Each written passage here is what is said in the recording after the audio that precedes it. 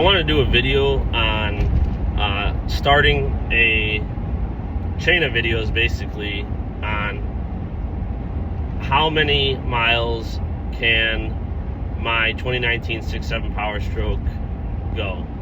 I bought it roughly like 15 days ago, 16 days ago, somewhere in there, with 113,000, like 800 miles, I think.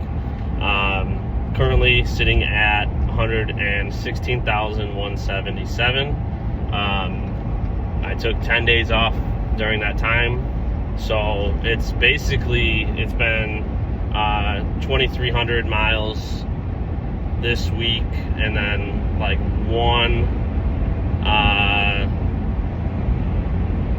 half trip right after I bought it. So I think likely somewhere in that like 2,000 miles a week with this RV transport, doing like shorter deliveries that I do, somewhere in that 2,000 to 3,000 miles, 2,500, call it, a week is probably pretty normal for like 3 to 4 deliveries.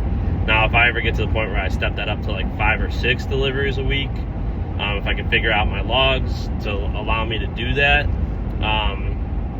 you know, you could be talking 4,000 or 5,000 a week.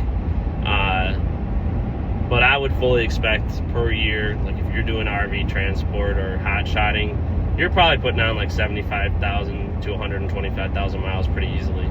But yeah, so I'm at 116 now. I'm kind of just, you know, I'm going to do my maintenance on schedule, my oil changes. I do my oil changes when the truck tells me to. These computers are smart enough now that they know when you're towing.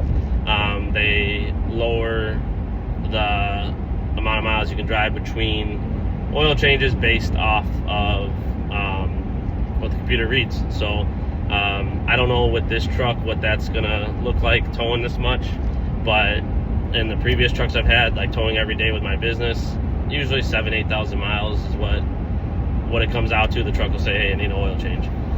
So I'll do the oil changes at that time. One thing I'm going to do differently now that I'm driving even more miles, towing even more, is I'm going to have like spare fuel filters on hand, spare oil and oil filters ready to go, like basically for the next 2 changes. That way, if it tells me to change it, I have everything already. I don't have to go run out and buy it. I'm not going to pull over on the side of the road and do my oil change because it told me it needs it. I'll do it after my next destination, basically.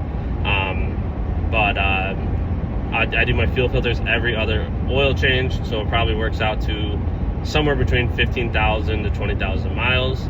I'm going to do the transmission fluid filter. I'm not going to get a transmission flush, but I will drain the fluid, change the filter out, clean the magnet, put it all back in, torque it down to spec. I'm going to do that every 50,000 miles. And then diffs, I'll probably do that every 50 to 75,000 miles as well. Crankcase ventilation filters, I'll probably do every like 30,000 until I might delete that. We'll see.